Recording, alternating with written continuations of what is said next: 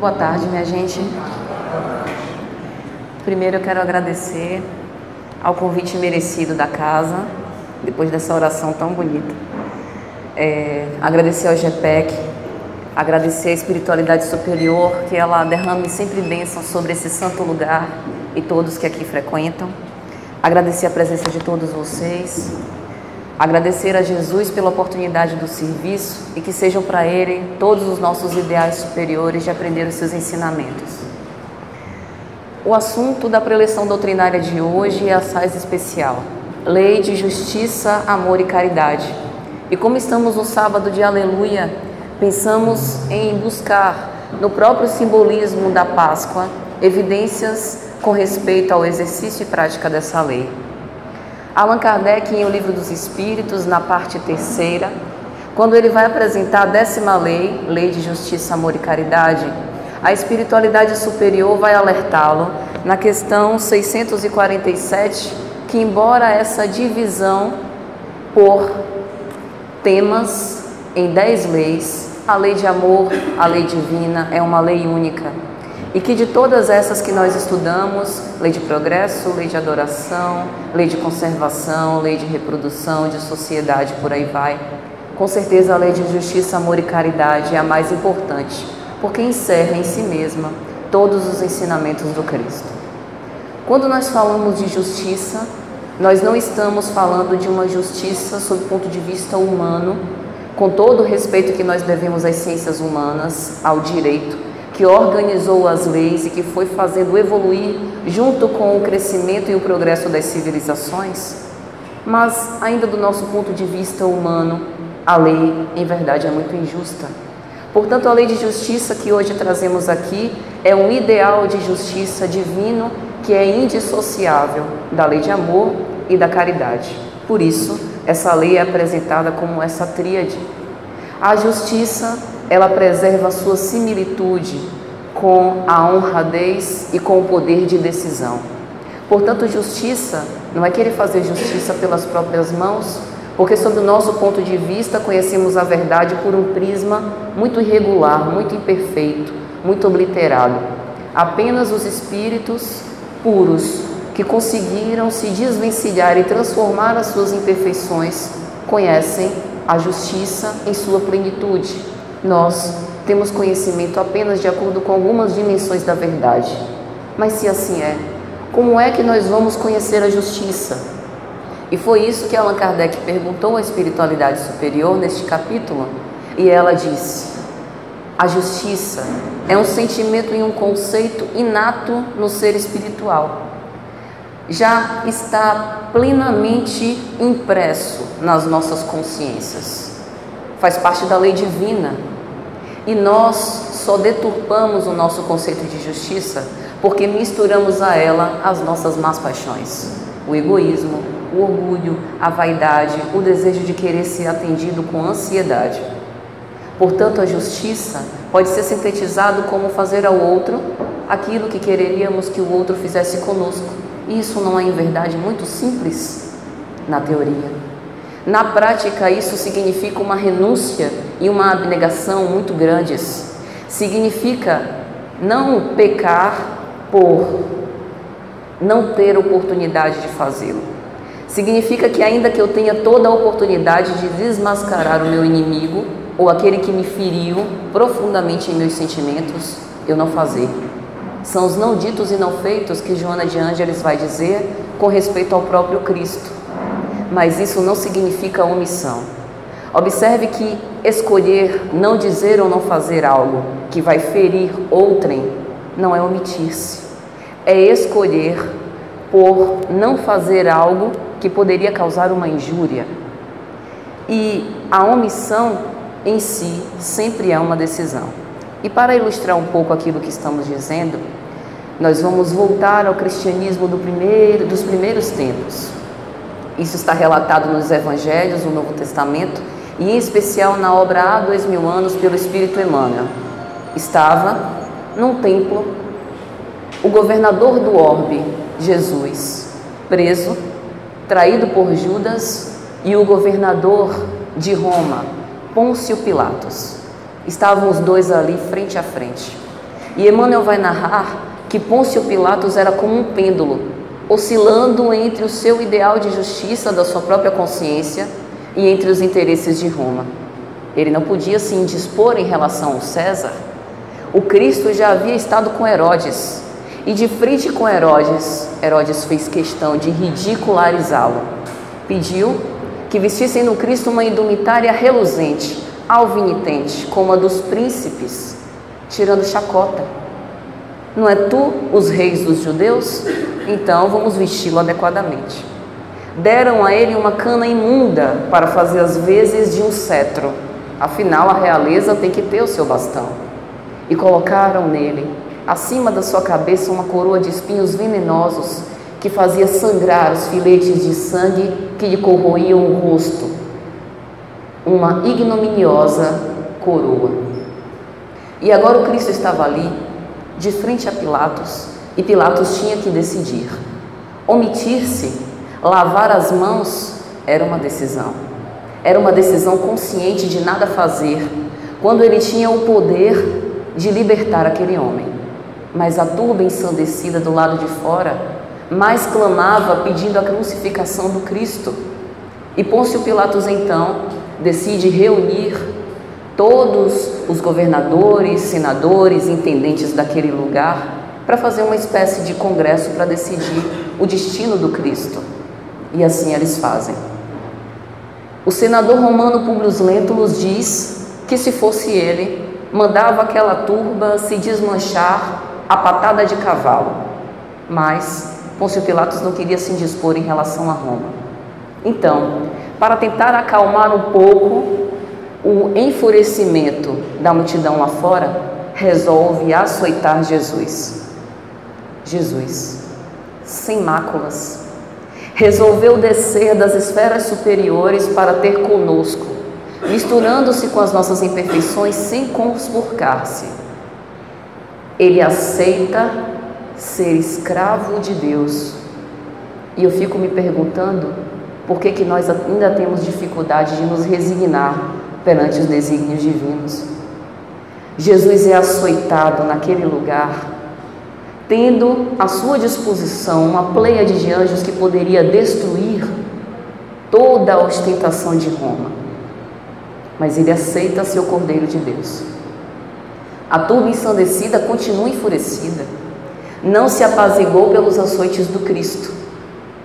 E Pilatos pergunta: mas que mal ele fez? E eles mais clamavam dizendo: seja crucificado. Então, Pilatos lava as mãos e o Cristo é crucificado. Observe que o nosso ideal de justiça significa que, tendo uma opção de escolher, nós escolhemos pelo que é honroso. A justiça, ela é imutável. E a grande característica da justiça é que aquilo que é correto para mim tem que ser para vós. E assim, nós estamos todos submetidos a uma mesma lei, que é a lei divina. Portanto, a justiça consiste em nós sempre fazermos as escolhas que são corretas, independente se os nossos anseios estão sendo ou não satisfeitos, independente se vamos ser martirizados ou não. Nisso consiste o nosso ideal de justiça. E aí, na questão 879 de O Livro dos Espíritos, a espiritualidade vai dizer a Kardec: queres um exemplo do verdadeiro justo? Vede Jesus, porque, aliado à justiça, ele pratica também o amor ao próximo e a caridade, sem os quais não há a verdadeira justiça. E ainda hoje, quando nós analisamos Pôncio Pilatos, pensamos: se estivéssemos no lugar dele, como governador do destino daquele Nazareno, que decisão nós tomaríamos? Lavaríamos as mãos? Incriminaríamos ele ou salvaríamos? Observe que ele não foi exatamente maldoso. Pôncio Pilatos era engolfado em suas paixões como nós somos. Era vaidoso, entregue a alguns desvarios de lascívia e devassidão. Tinha os seus espinhos como também nós temos. Ele ainda tentou oferecer Barrabás para soltar o Cristo, e a multidão pediu que soltasse um bandido comum e não preservasse o Cristo. Então observe que se nós transferirmos essa situação para o nosso fórum íntimo, nós poderemos nos perguntar: o Cristo ainda hoje aguarda de nós uma decisão. E qual a decisão que nós temos tomado? Será que naquela época do cristianismo primitivo nós estaríamos engrossando as fileiras dos cristãos primitivos ou da turba que pediu a crucificação do Cristo? Essa é uma reflexão que cumpre nos fazer, especialmente nessa época de Páscoa. Acredito que se nós estivéssemos na situação dos cristãos primitivos, provavelmente a nossa condição evolutiva de agora seria bem diferente. Mas isso não é importante. O importante é o momento presente. Agora, que nos dizemos cristãos e que nos dedicamos a sermos os aprendizes do Evangelho, qual é a nossa decisão perante o Cristo? Isso é a justiça. Mesmo que seja difícil ser um discípulo do Cristo e que o desafio e o martírio exigido seja pungente, nós precisamos nos esforçar. Por quê? Essa é a verdade e a vida. Este é o caminho.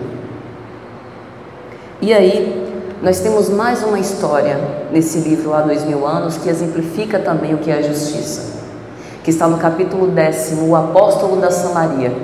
Simeão era um velho ancião de torno de seus 70 anos e abriga na sua casa duas jovens senhoras, Ana, serva de Lívia Leitúlia, esposa de Públio Lentulus, senador de Roma, que Públio Lentulus havia saído numa excursão rumo ao Tiberíades, e as duas senhoras, para não ficarem sozinhas em Cafarnaum, sob a tentação de serem arrostadas por Pôncio Pilatos e a sua devassidão, vão se refugiar temporariamente na Samaria.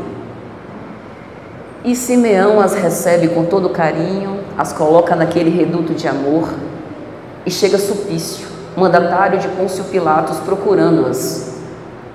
Simeão havia abrigado as duas por proteção, e naquele momento ele estava perante a justiça, representada pessoalmente ali por Sulpício. E Sulpício lhe pergunta: onde estão as duas jovens senhoras? Era o momento também de Simeão decidir, porque se ele fosse cumprir a justiça, e todo cidadão romano deveria cumpri-la, ele deveria entregar as duas. Mas ele diz: a verdadeira justiça significa que, a pretexto de eu falar a verdade, eu não posso colocar duas vidas em risco, e eu sei das más intenções que você tem em relação a elas. Portanto, eu vou omitir a informação e eu não vou dizer onde elas estão.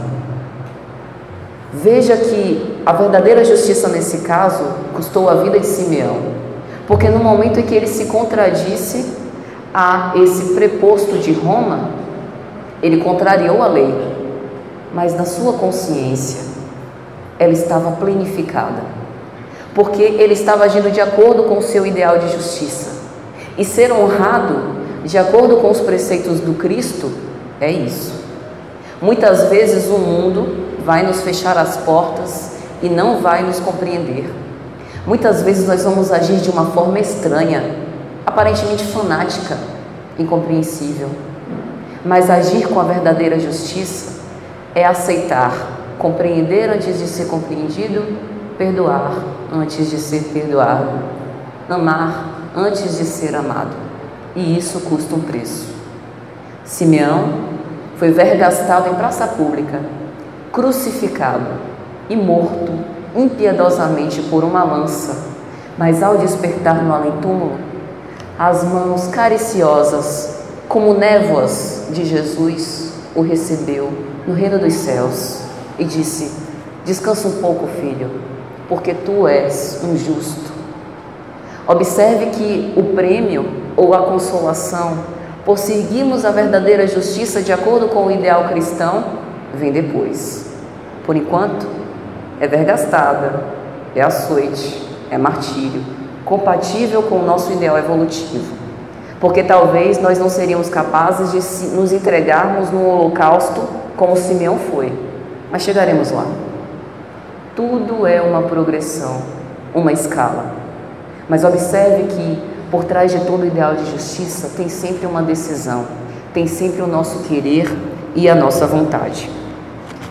E aí, já falando um pouco sobre justiça, chegamos sobre as noções com respeito ao amor. E é na questão 888 de O Livro dos Espíritos que São Vicente de Paulo vai dizer assim: amai-vos uns aos outros é simplesmente toda a lei divina que governa os mundos. O amor é a lei de atração entre todos os seres vivos e organizados, e a atração é a lei de amor para a matéria inorgânica. Quando nós analisamos o comportamento de cargas elétricas, a lei de Coulomb, a lei do campo elétrico, quando nós observamos o movimento perfeito dos corpos celestes pela lei da gravitação universal, deve haver algum elo que os imanta, alguma força misteriosa e invisível que é responsável por aquela atração. E São Vicente de Paulo explica que isso é amor. A nossa interação com os nossos irmãos, a lei de afinidade, provém da sintonia da nossa vibração espiritual e de pensamentos que provoca ressonância ou distonia entre nós. São as simpatias e antipatias. Então observe que o amor está em tudo quanto existe na criação. Nós, no orbe terrestre, estamos envolvidos pelo amor do Cristo, mergulhados no seu psiquismo, que foi o escultor do nosso planeta e que ainda hoje é o governador dos nossos destinos. Portanto, não há nada fora do amor. O amor, por mais que nós coloquemos barreiras, ele está aqui dentro de nós e muitas vezes nós buscamos ele fora, em ideais externos, em conquistas cada vez mais incessantes, quando na verdade a fonte divina do amor é a centelha espiritual que nós somos e que está dentro de nós. Basta que nós nos voltemos para dentro. E por falar em amor, nós precisamos falar do significado da Páscoa. A Páscoa, ela existia, uma tradição judaica desde muito antes do Cristo, e todos nós devemos saber que era uma tradição que festejava a libertação do povo hebreu, a sua fuga do Egito. E naquela época havia uma tradição de, no banquete, comer pães asmos, que eram pães sem fermentos, representando o povo que naquela época não teve tempo de fermentar devidamente a massa.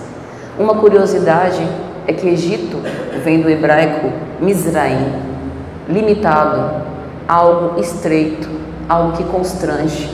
Observe como isso tem toda semelhança como nós, espírito, dentro de um corpo.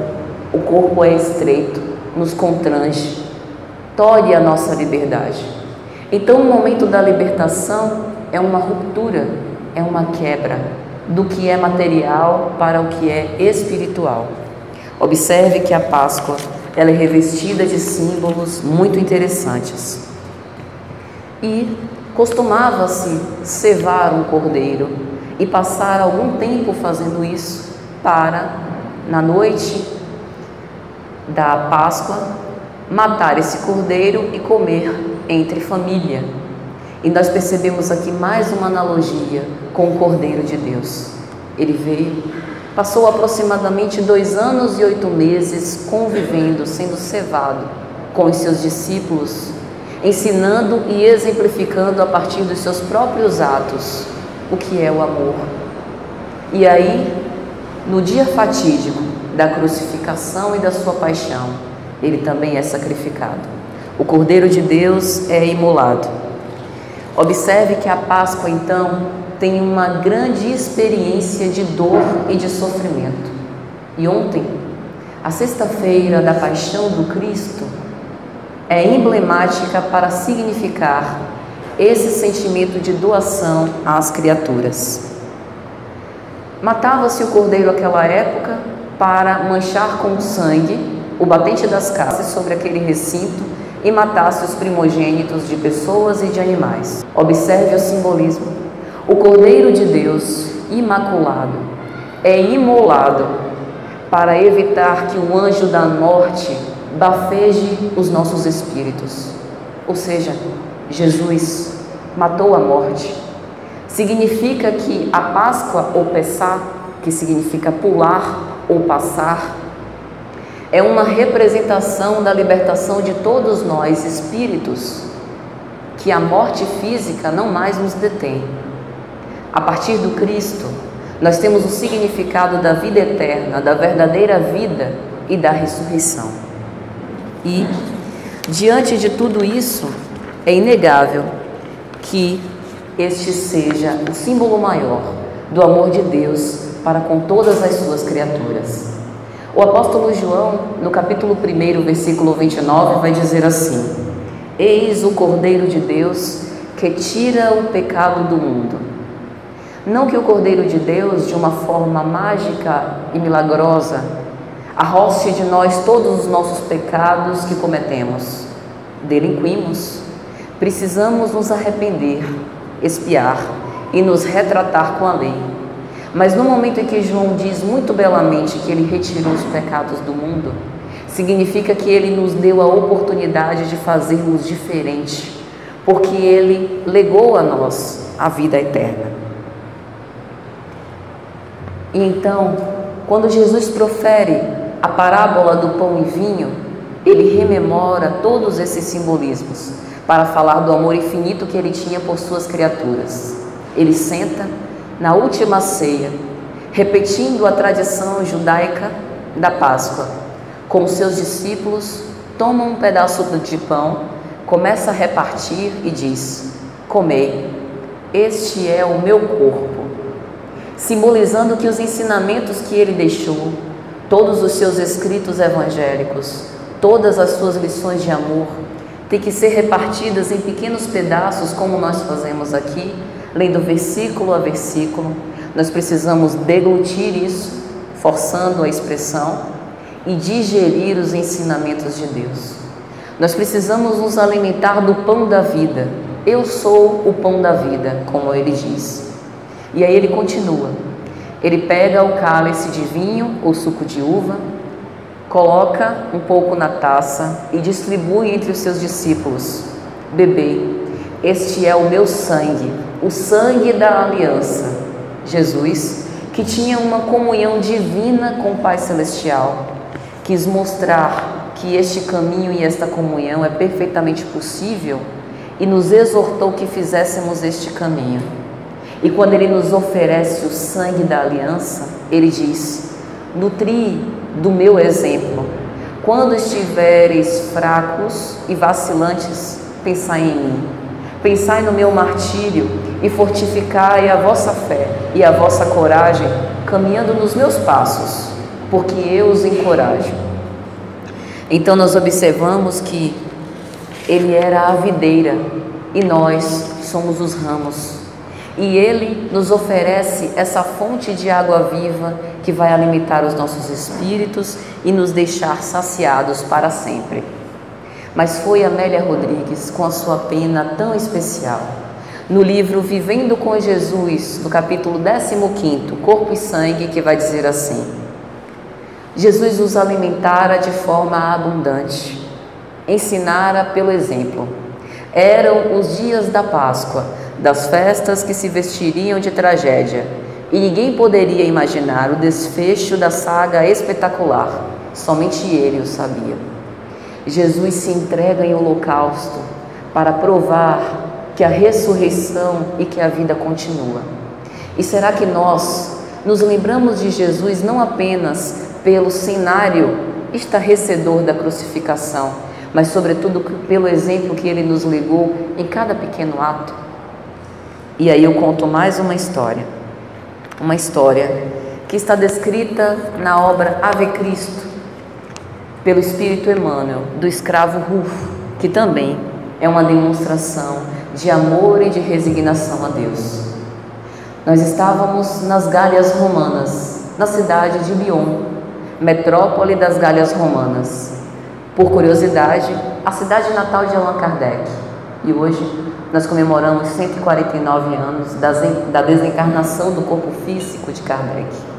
Lyon também, por curiosidade, era conhecida como as cidades dos mártires. Vários mártires passaram por lá. E o escravo Rufo foi um deles. Cristão, que mais tarde vai reencarnar como Eurípides Barçanufo, que foi o maior evangelizador e professor pautado na ética cristã do século XX, do nosso tempo. Então, ele era um escravo de Tassiano Varro, que era um feroz perseguidor de cristãos. Tassiano Varro acreditava que o seu pai houvera sido morto por cristãos e por isso ele queria obrigar todos os cristãos a abjurar a fé. Então ele chama escravo por escravo para poder fazer esse procedimento. Ele constrói uma estátua a Cibele, uma das rainhas majestosas da mitologia olímpica, e ornado de lírios, de púrpura e de todas as opulências que podia se imaginar naquele local, ele presta reverência a Cibele. O primeiro escravo abjura do Cristo e assim com todos até chegar a Rufo. E Rufo mantém uma serenidade imperturbável. Ele sabia que não abjurar o Cristo significaria dar cabo da própria vida, mas ele aceita o martírio, aceita por amor e, constrangido pelo seu Senhor a abjurar, ele se nega. Observe que naquele momento a decisão de Rufo, a justiça, poderia ser a preservação da sua própria vida e ele teria todos os argumentos possíveis para abjurar, mas ele não faz. Tassiano Varro, então, pede que seja convocado àquele lugar a sua esposa e as suas 2 filhas para constranger o escravo a abjurar. Ele cai de joelhos perante seu Senhor impiedoso, começa a chorar comovedoramente e exorta clemência e piedade para que ele não faça nenhum mal à sua senhora e às suas 2 filhas. Mas nem assim ele abjura. As suas filhas e a sua jovem senhora, sua esposa, são vendidas a um senhor qualquer de cativos, e ele é dilacerado na praça pública naquele exato momento, sem nunca duvidar da fé cristã. Então observe que o amor muitas vezes requer renúncias muito grandes. E trazendo para o nosso caso prático da nossa vida cotidiana, quando nós observamos os desafios que precisamos enfrentar, por exemplo, nas tarefas familiares, nós vemos que muitas vezes, não obstante todo o nosso amor desviado em relação aos nossos filhos, ao nosso cônjuge, nós somos pagos com ingratidão, ou somos pagos pelas agruras do dia a dia. Às vezes é o que Chico Xavier falava, daquela cruz de palha que alfineta um pouquinho a cada dia e que no final termina por nos ferir. Mas o amor é um exercício e ele precisa, para ser burilado e crescer, para ser aprimorado, passar por essas pequenas dificuldades. Foi essa a mensagem que o Cristo nos levou e o grande ensinamento que ele nos deixou para que nós possamos evoluir cada vez mais em relação a ele.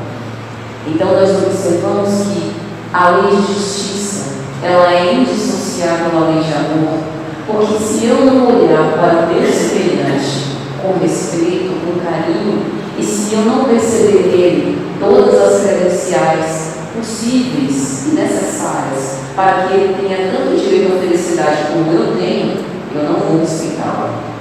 Isso significa que para eu agir com o outro da forma como eu queria que ele agisse para comigo, em uma certa dose, eu preciso amar. Porque o amor implica em identificação, implica em nos considerar todos irmãos de um mesmo Pai e acreditar que todos nós, além de estarmos submetidos à mesma justiça, temos o direito de usufruir dos mesmos benefícios.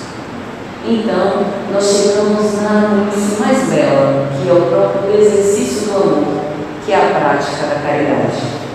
E aí na questão 886, Allan Kardec pergunta como que nós poderíamos entender a caridade segundo os ideais cristãos.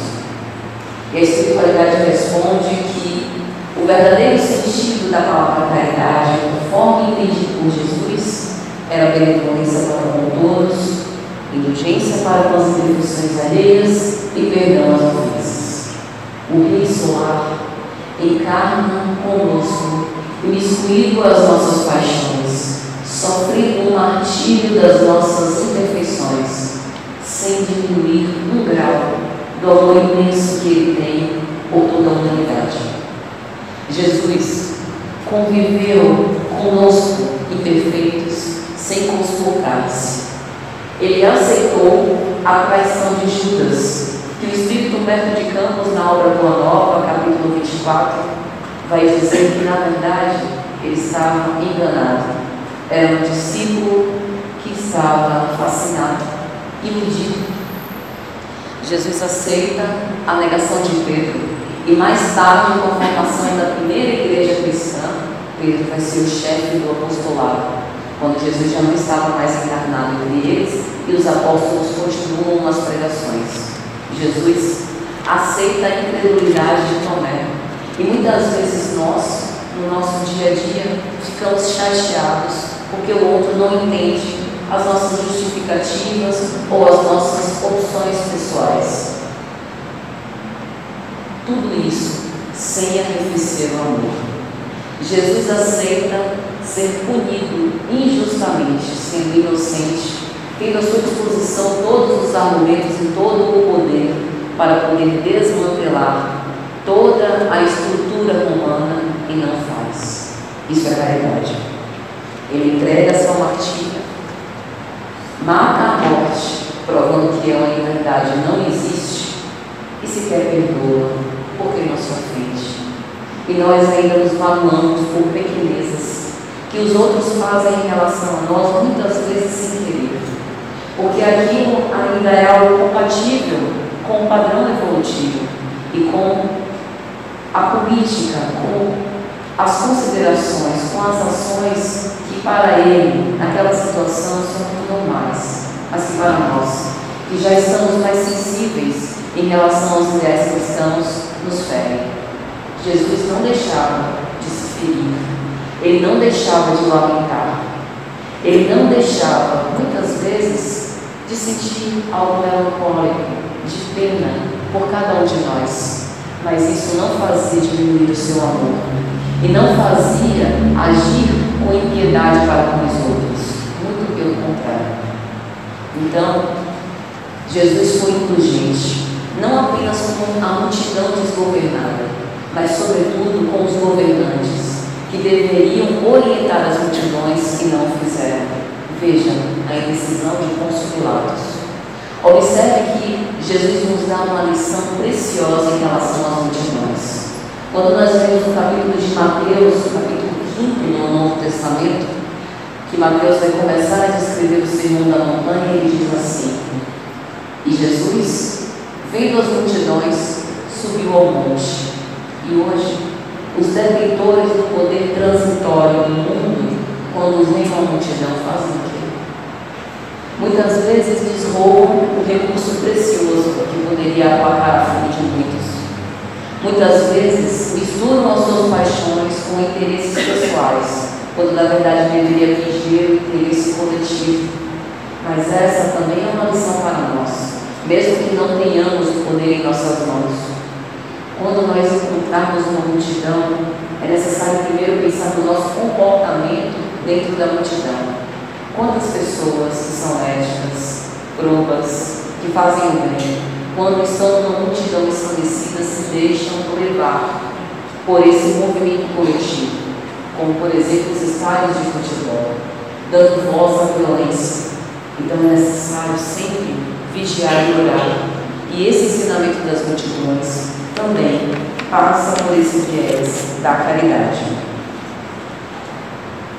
E o ponto máximo da caridade, ao meu ver, do sentimento de Jesus é no momento em que ele estava na cruz, sentindo dores excruciantes, o seu corpo convalescente, as ligações tenuíssimas do seu espírito com o corpo depauperado. Jesus, em diversas ocasiões, naquela circunstância, ou ainda quando preso, ele saía da sua dor para ajudar os outros. Nós devemos nos lembrar que quando ele estava sendo crucificado e aos pés da cruz estava Maria de Nazaré, João, ele vira-se para João e disse: filho, eis aí a tua mãe. Mãe, eis aí o teu filho. Nos lembrando que o parentesco familiar, corporal, ele é transitório. Mas os verdadeiros laços de família espiritual, eles avançam, eles estão além desses laços transitórios materiais, e que a nossa família é a da humanidade inteira.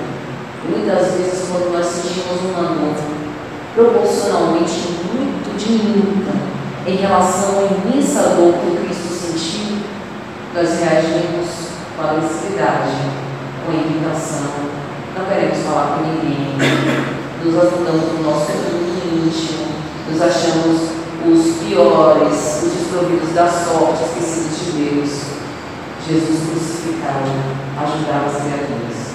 Na própria obra da Luiz Romanos, Emmanuel narra que Lívia Lentúria, quando passava por uma experiência moral muito acerba, ela volta os olhos para a cruz do Mestre e mentalmente começa a orar e meditar, tentando se compatibilizar com as vibrações sublimes do Cristo. E o Cristo, em uma situação, vai até Lívia e a consola: filha, persevera, porque é isso aqui, a crucificação que o mundo pode te dar, mas eu te prometo a vida eterna.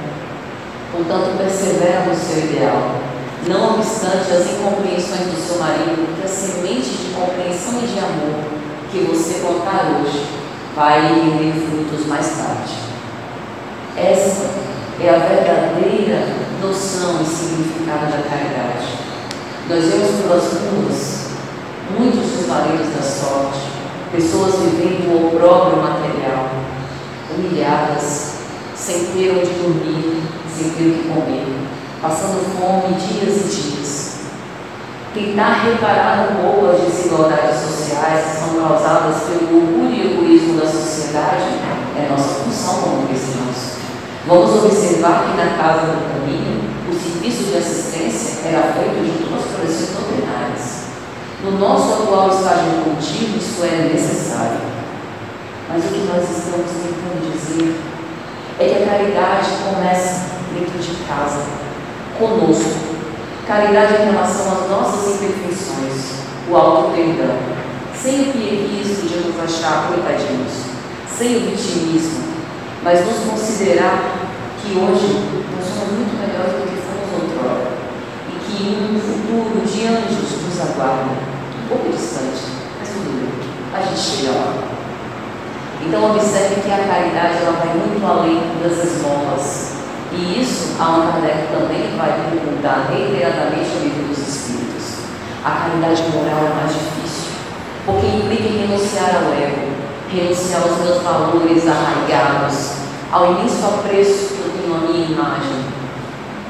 Quando nós temos uma relação de amizade, é necessário recuar um pouco, para dar espaço a crescer o amor entre duas pessoas. Quando nós analisamos as relações matrimoniais e vivemos uma conjugação com alguém, nós precisamos ceder um pouco do nosso espaço, nós precisamos renunciar, nós precisamos exercitar o perdão reiteradamente. Tudo isso é caridade. Quando nós deixamos falar alguém que para nós é todo, é caridade. Muitas vezes a pessoa só precisa de um momento para ser ouvido. Então observe que a caridade é tudo isso, mas a caridade maior é quando nós exercitamos isso, quando estamos passando pela dor. Aí que é a grande prova. Porque quando nós estamos passando pela dor, nós estamos sensibilizados, estamos melindrados, irritadíssimos, com os sentimentos à flor da pele. Essa é a verdadeira prova. Porque se nós esquecemos um pouco da nossa própria dor para pensar na dor do outro, nós estamos conseguindo começar a entender qual é a mensagem de justiça, amor e caridade que o Cristo nos exortou. E aí, amigos, eu me lembro que no próprio Evangelho, Mateus narra isso, Lucas narra isso, depois que o Cristo ressurgiu e ascendeu aos céus, e ele volta para ficar entre os seus discípulos mais um tempo, ele aparece a 2 viajantes na estrada de Emaús. Os viajantes conversavam de uma forma descontraída. Lembra daquele homem? Aquele nazareno, injustiçado, inocente, que nenhum delito cometeu e que o crucificaram ao lado de 2 malfeitores. Lembra-se dele? E o outro dizia, sim, lembra o que tem. Aquele homem deixou uma mensagem que vai ficar para sempre gravada em nossos corações. Mas por que dizia isso? Porque a vida dele inteira foi uma grande representação do verdadeiro amor que nós temos que ter pelas criaturas, pelos nossos irmãos. Observe que ele não fazia distinção de raças nem de crenças. Se dava com prostitutas e pessoas ditas de boa vida, falava com sacerdotes da lei e falava também com pescadores comuns. Se dava com todo mundo. Aquele de fato era um bom homem. E Jesus acerca-se deles. Acerca-se deles e começa a conversar sobre os ensinamentos evangélicos, sobre as verdades divinas. Senta com eles para comer. Passa com eles alguns dias depois de morto, provando que não há nenhuma diferença em relação à nossa vida espiritual aqui ou lá no mundo. Nós estamos sempre numa compatibilização e um relacionamento que não cessa. É por isso que quando nós analisamos os fenômenos das obsessões, nós não podemos eleger uma vítima igual a nós, assim como um relacionamento de 2 partes. E assim também é para o bem, assim também é a nossa evolução espiritual. Por mais que nos olhos materiais estejamos sozinhos e solitários, nós não estaremos. No momento em que nós pensarmos e adorarmos a Deus através de uma elevação do pensamento, imediatamente nós estaremos sintonizados com a espiritualidade superior que não cansa de nos assistir. E o progresso é isso. São os nossos irmãos do lado de lá, querem evoluir, os bons espíritos querem nos ajudar, e nós, do lado de cá, querendo vencer as nossas imperfeições mundanas. São os espíritos do lado de lá, querendo participar das nossas reuniões mediúnicas, para, através do choque anímico, poder passar por aquela prova e prosseguir rumo ao périplo ascensional. E somos nós, do lado de cá, médios auspicivos que damos espaço a esses irmãos para que eles possam se comunicar.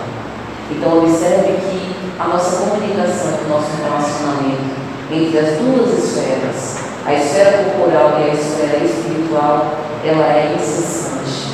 E essa é a prova contundente que a vida continua e que a lei divina é a lei de justiça, amor e de caridade. E já caminhando para o final, amigos, eu me lembro de uma história do cristianismo primitivo, que também está descrita na obra Boa Nova, do Espírito Humberto de Campos, que fala sobre Pedro. Simão Pedro era um homem extraordinário.